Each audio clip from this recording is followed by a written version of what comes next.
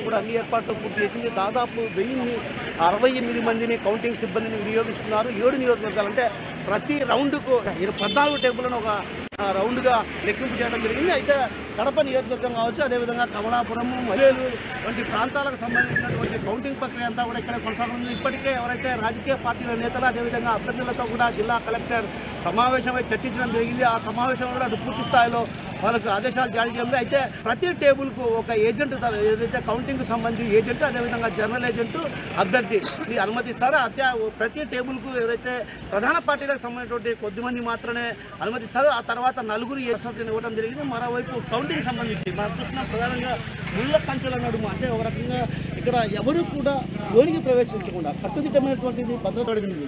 సిబ్బందికి శిక్షణ ఇచ్చిన తర్వాత కూడా కౌంటింగ్ ఎలా నిర్వహించాలి, అదేవిధంగా ఏదైతే ప్రతి టేబుల్కు ప్రక్రియ ఎలా సాగాలి ఏంటన్నటువంటి విషయం పైన కూడా అటు ఇప్పటికే శిక్షణ ఇచ్చినటువంటి జిల్లా కలెక్టర్ అదేవిధంగా కౌంటింగ్ సంబంధించిన సిబ్బందికి శిక్షణ ఇవ్వడంతో పాటు ఇక్కడ కౌంటింగ్ ప్రధానంగా ఇక్కడ మైదుకూరు, ప్రొద్దుటూరు, అదేవిధంగా కమలాపురం వంటి ప్రాంతాల్లో కూడా గట్టి పోటీ అంటే మోటార్లు టీడీపీ మొగ్గు చూపినప్పుడు కూడా గట్టి పోటీ ఉందన్నటువంటి భావన వినిపిస్తున్న పరిస్థితుల్లో ఉన్న నేపథ్యంలో కూడా అటు నరాలు తెగే ఉత్కంఠ పరిస్థితి ఉందని చెప్పచ్చు. కౌంటింగ్ కూడా ప్రతి రౌండ్ కూడా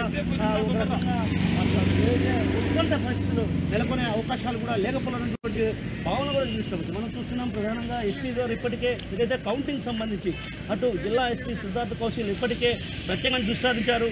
ఏదైతే పోలీసులతో కలిసి పోలీస్ బంధువులతో కలిసి ఆయన సూచనలు కూడా ఇస్తున్నటువంటి పరిస్థితి మనం గమనించవచ్చు. ప్రధానంగా ఆయన ఏదైతే ఎన్నికల సందర్భంగా కూడా ఇదే విధంగా హెచ్చరికలు జారీ చేశారు.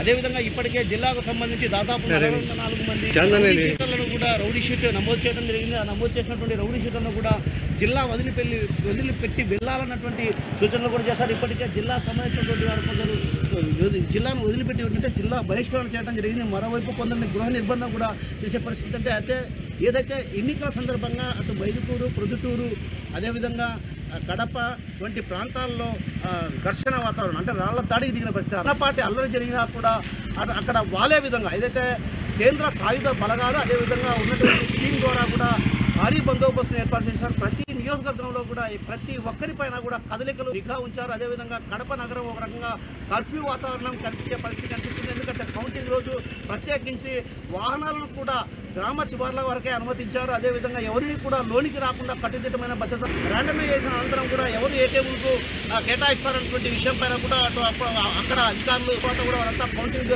ప్రక్రియ కొనసాగుతుంది. అయితే కౌంటింగ్ సంబంధించి ఏదైతే 14 టేబుల్ ఒక రౌండ్ చొప్పున లెక్కించుతున్న నేపథ్యంలో కూడా అటు ఏదైతే పోస్టల్ బ్యాలెట్లకు సంబంధించి ప్రత్యేకించి ప్రతి నియోజకవర్గానికి 2 టేబుల్లను కూడా ఏర్పాటు చేశారు. ఒకవైపు ఏదైతే పోస్టల్ బ్యాలెట్లను లెక్కిస్తూనే మరోవైపు ఈవీఎంల లెక్కింపు కూడా కొనసాగే ప్రక్రియ కొనసాగనుంది. అయితే ఈ నేపథ్యంలో దాదాపు 10 నుంచి 11 మధ్య అటు ఫలితాల యంత్రాంగం అన్ని ఏర్పాటు చేసింది. ఇప్పటికే సిబ్బందికి కూడా శిక్షణ ఇచ్చినటువంటి జిల్లా కలెక్టర్ ఆదేశం కూడా చర్యలు చేపట్టారు. అయితే ఏది ఏమన్నప్పుడు కూడా అటు అభ్యర్థుల్లో మాత్రం నరాలు తెగే ఉత్కంఠ పరిస్థితి కొనసాగుతుంది. మరోవైపు ఎంపీగా షర్మిల పోటీ చేసిన నేపథ్యంలో క్రాస్ ఓటింగ్ పడతా ఎవరు కొంపంతో ఉన్నటువంటి భయాందోళన అటు పార్టీ నేత కనిపిస్తున్న పరిస్థితి.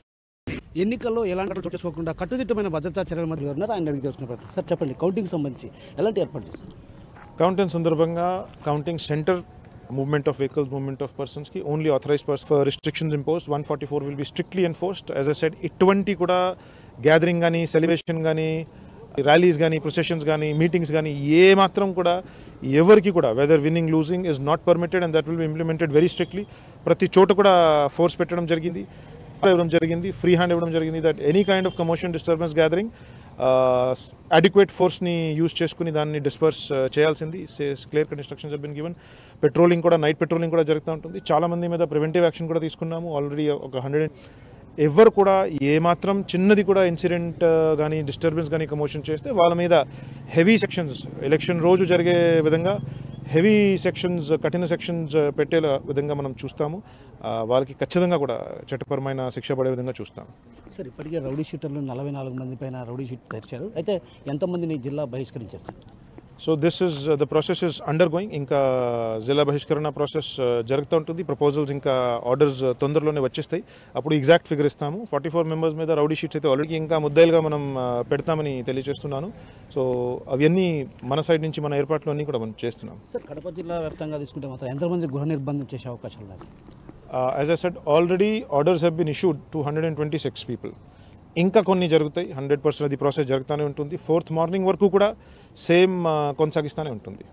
సార్, కౌంటింగ్ సందర్భంగా అంటే అవాంఛనీయ సంఘటనలు చోటు చేసుకోకుండా ప్రాంతాల్లో ఇప్పటికే నియోజకవర్గాల వారీగా కూడా మీరు సమీక్షలు నిర్వహించారు. అక్కడ ఉన్న ప్రాంతాల్లో పోలీసులతో కూడా రకంగా కూడా చర్చించడం జరిగింది. అయితే జమ్మలమడుగు, అదేవిధంగా ప్రొద్దుటూరు కావచ్చు, మైదుగూరు కావచ్చు, కడప ప్రాంతాల్లో ఎలాంటి భద్రతా చర్యలు తీసుకున్నారు? అన్ని చోట సహా క్యూఆర్టీస్గా ఏర్పాటై తిరుగుతున్నారు, పెట్రోలింగ్ చేస్తున్నారు. క్లియర్ కట్ ఇన్స్ట్రక్షన్స్ ఉన్నాయి. నీ డిస్టర్బెన్స్ వాట్స్ ఎవర్, దానికి చాలా క్లియర్ ఇన్స్ట్రక్షన్స్ ఇచ్చాం. సార్, కడపలో క్రియ సజావుగా నిర్వహించేందుకు కూడా కట్టుదిట్టమైనటువంటి భద్రత స్టార్ట్ అయినాయి. సో జిల్లా వ్యాప్తంగా మనము ఫోర్స్ క్విక్ రియాక్షన్ టీమ్స్ అనేది సిఐల ఆధ్వర్యంలో పెట్టడం తిరుగుతూ ఉంటారు. ఎవరైనా ఇబ్బంది కలిగించినట్లయితే వాళ్ళని పికప్ పార్టీస్ ద్వారా లిఫ్ట్ చేసి గ్రామాలను గుర్తించడం జరిగింది. అందుని మనము గుర్తించడం జరిగింది. వాళ్ళందరినీ కూడా కౌన్సిలింగ్ చేయడం జరిగింది. మరి సమస్యలు కలిగిస్తారన్న వాళ్ళను బైండ్ అవుట్ చేయడం కూడా జరిగింది. మనకు ఎంసీసీ అమల్లోకి వచ్చినప్పటి నుంచి జిల్లా వ్యాప్తంగా 4877 బైండ్ అవుట్స్ చేయడం జరిగింది.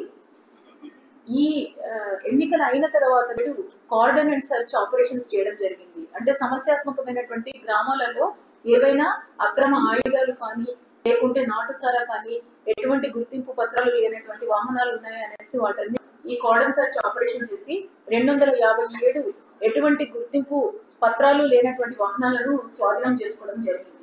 ఇవే కాకుండా ప్రతిరోజు కూడా flag marches, route marches conduct చేత మాబ్ ఆపరేషన్ డ్రిల్ కూడా చేయడం జరిగింది. ఇవి కాకుండా ప్రతి రాత్రి కూడా లాడ్జెస్ చెకింగ్ చేస్తూ అపరిచితులు ఎవరైనా వస్తున్నారా, ఏదైనా గొడవలు సృష్టించడం కోసం బయట నుంచి ఎవరైనా వచ్చి ఉంటున్నారా అనేసి లాడ్జెస్ చెకింగ్ చేయడం జరిగింది. లాడ్జ్లో వాళ్ళకి నోటీసులు ఇవ్వడం కూడా జరిగింది. మేనేజ్మెంట్ సిస్టమ్ అని అందులో అప్డేట్ చేయమని చెప్పాము. లోకల్ ఎస్ఐకి కూడా ఇన్ఫర్మేషన్ ఇవ్వమని చెప్పాము. ఇది కాకుండా జిల్లా వ్యాప్తంగా సెక్షన్ 30 పోలీస్ యాక్ట్ అమల్లో ఉంది. 140 అని టిఫిన్ సెంటర్లు, టీ కొట్టులు ఇలాంటి దగ్గర అంతా కూడా గుంపులుగా చేరుకునేసి డిస్కషన్స్ పెట్టడము, ఫలానా పార్టీ గెలుస్తుందని నిషేధించబడింది. బాణసంచా నిల్వ, బాణసంచాను అమ్మడం కూడా నిషేధించబడింది. ఫలితాల తర్వాత గెలిచినటువంటి అభ్యర్థి విజయోత్సవ ర్యాలీలు నిర్వహించడము, బాణసంచా కాల్చడం కూడా నిషేధించడం అయింది. ఇచ్చిన తర్వాత బయటికి వెళ్ళాలి అంటే వాళ్ళ ఇంటి వరకు కూడా ప్రొటెక్షన్ తో 4 వైపులా వెహికల్ ఇచ్చేసి మేము వాళ్ళని పంపించడం జరుగుతుంది. ఇదే కాకుండా కౌంటింగ్ సెంటర్ దగ్గర కౌంటింగ్ డే రోజు జూన్ 4వ తారీఖున కొన్ని ట్రాఫిక్ ఆంక్షలను కూడా అమలు చేయడం జరిగింది. కుశల్పురం జంక్షన్ వెళ్ళడానికి అక్కడ మెయిన్ చెక్ పోస్ట్ లాగా అరేంజ్ చేశామండి. ప్రతి వాహనాన్ని కూడా తనిఖీ చేసి కేవలం అభ్యర్థి లేదా ఏజెంట్, అది కూడా గుర్తింపు కార్డు ఉన్నటువంటి వాళ్ళను మాత్రమే అనుమతించడం జరుగుతుంది. వేరే ఎవరైనా సరే కుతూహలంగా కానీ అక్కడ ఏం జరుగుతుందో చూద్దామని కూడా రావడానికి అనుమతి లేదు. సో ప్రజలందరికీ విజ్ఞప్తి, కౌంటింగ్ ఏజెంట్స్ కి విజ్ఞప్తి, కేవలం మీరు మాత్రమే రావాలి. మీ వాహనాలకు అక్కడ లేదు. ఫోన్స్ ఇలాంటి ఇయర్ పాడ్స్ ఏవి కూడా అనుమతించబడవు. గేట్ 1 ఉంది. తర్వాత గేట్ 2 మిగిలిన 6 నియోజకవర్గాల వాళ్ళ కోసం అక్కడ ఎంట్రీ పెట్టడం జరిగింది. అక్కడ బ్రెత్ అనలైజ్ జరుగుతుంది. ఎవరైనా మద్యం సేవించి వచ్చినట్లయితే వాళ్ళని లోపలికి పంపించడం జరగదు. సో మాకు పోలీసులకి కోఆపరేట్ చేయమని చెప్తున్నా. హాల్ అసెంబ్లీ సెగ్మెంట్, పార్లమెంట్ సంబంధించిన సెగ్మెంట్ కోసం కూడా పెట్టడం జరిగింది. దాంతోపాటు పోస్టల్ బ్యాలెట్ కోసం పార్లమెంట్ సంబంధించిన ఇంకొక హాల్ సెపరేట్గా పెట్టడం జరిగింది. ఎందుకంటే జిల్లాలో నంబర్ ఆఫ్ పోస్టల్ బ్యాలెట్స్ చాలా ఎక్కువ ఉన్నాయి. మాకు సర్వీస్ ఓటర్ నంబర్ కూడా చాలా ఎక్కువ ఉంది compare to other districts. That is why separate hall దానికోసం పెట్టడం జరిగింది. సో టోటల్ 86 కంటెస్టింగ్ క్యాండిడేట్స్ మన జిల్లాలో ఉన్నారు. సో ఈ 2024 సైమల్టేనియస్ ఎలక్షన్ కోసం టోటల్ 112 ఈవీఎం టేబుల్స్లో కౌంటింగ్ చేయడం జరుగుతున్నది. And 29 postal ballot tables for 8 assembly constituencies తాలూకా 112 ఈవీఎం టేబుల్స్, అదేవిధంగా 29 పోస్టల్ బ్యాలెట్ టేబుల్స్లో కౌంటింగ్ అవుతున్నది. పీసీ నంబర్ 2 దానికోసం కౌంటింగ్ చేయడం జరుగుతుంది.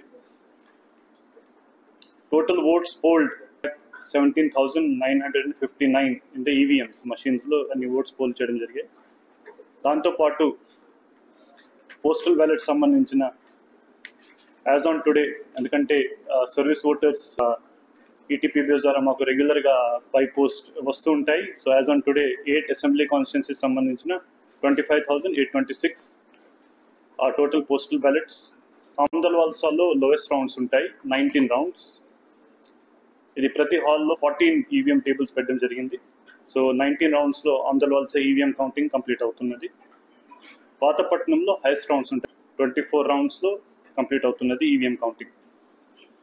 ప్రతి రౌండ్ తర్వాత రౌండ్ వైజ్ ట్రెండ్ కానీ రిజల్ట్ కానీ ఇవి మొత్తం అక్కడ హాల్లో షేర్ చేయడం జరుగుతున్నది. ఇది కౌంటింగ్ స్టాఫ్ సంబంధించిన ఆల్రెడీ ఆల్ కౌంటింగ్ స్టాఫ్ వాళ్ళని అపాయింట్ చేయడం జరిగి కూడా వాళ్ళకి ఇవ్వడం జరిగింది. సో రెండమైజేషన్ ప్రాసెస్ ద్వారా ఆ కౌంటింగ్ స్టాఫ్ని మనం సెలెక్ట్ చేస్తున్నాము. దాని ప్రకారం వాళ్ళకి టేబుల్స్ కూడా అలాట్ చేస్తాం. సో ఈ మొత్తం ప్రాసెస్ని ఓవర్సీ చేయడానికి 8 అబ్జర్వర్స్, ఓన్లీ 3 అబ్జర్వర్స్ ఉన్నారు. సో దిస్ టైమ్ అడిషనల్గా 5 more అబ్జర్వర్స్ ఈసీఐ నుంచి కేటాయించడం జరిగింది. So most of the observers already జిల్లాకి వాళ్ళు రిపోర్ట్ కూడా చేశారు. So all the observers at least 2 halls దాదాపు వాళ్ళు ఓవర్సీ చేస్తారు, అబ్జర్వ్ చేస్తారు. అండ్ వాళ్ళ సమక్షంలో ఈ మొత్తం కౌంటింగ్ ప్రాసెస్ కంప్లీట్ అవుతున్నది. ఇది కాకుండా all agents, counting agents already వాళ్ళకి పాసెస్ కూడా ఇవ్వడం జరిగింది, అపాయింట్మెంట్ చేయడం జరిగింది. సో ప్రతి టేబుల్కి పొలిటికల్ పార్టీస్ నుంచి, క్యాండిడేట్స్ నుంచి పర్ టేబుల్ 1 కౌంటింగ్ ఏజెంట్ పెట్టడానికి వీళ్ళతో పాటు 6వ టేబుల్కి కూడా ఇంకొక ఏజెంట్ని పెట్టుకోవచ్చు. కౌంటింగ్ హాల్ లోపల మొబైల్ ఫోన్స్ కానీ అదర్ ఎలక్ట్రానిక్ డివైసెస్ కానీ అసలు మనం ఎలా చేయము. ఇది ఈసీఐ ఇన్స్ట్రక్షన్స్ ప్రకారం ఉంది. So my request to all the counting agents and all candidates also is that ఖచ్చితంగా మీరు you should not carry your mobile phones, you should not carry any restricted or అక్కడ సెక్యూరిటీ కార్డన్స్ 3, అదేవిధంగా restriction on loose sale of petrol, diesel కానీ fire crackers కానీ దానికి కూడా restriction పెట్టడం జరిగింది. మీడియా సెంటర్ కూడా ఏర్పాటు చేయడం జరిగింది. సో డిపిఆర్ఓ దానికి సంబంధించిన మొత్తం కోఆర్డినేషన్ చేసిస్తారు. సో ఇది కాకుండా మెడికల్ అరేంజ్మెంట్స్ కానీ ఫైర్ అరేంజ్మెంట్స్ కానీ అక్కడ మొత్తం పెట్టడం జరిగింది. So overall for counting. So పబ్లిక్కి నా అపీల్ ఏంటంటే